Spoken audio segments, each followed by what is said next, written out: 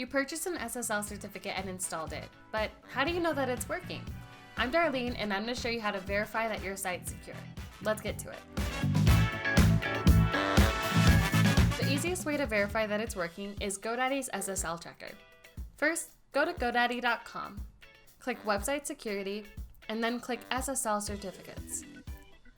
Click SSL Checker at the top of the page. You can also type godaddy.com/SSL-checker into the address bar of your browser. Now just type in the name of the site and click Check My Site.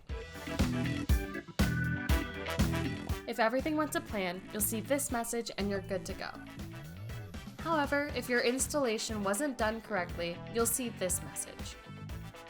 Additionally, if you enter the wrong URL, the SSL checker will display a bad URL message. And if you're using a certificate that's not assigned to this specific site or is expired, you'll see this message.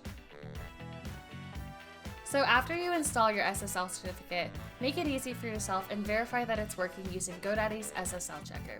I'm Darlene, thanks for watching.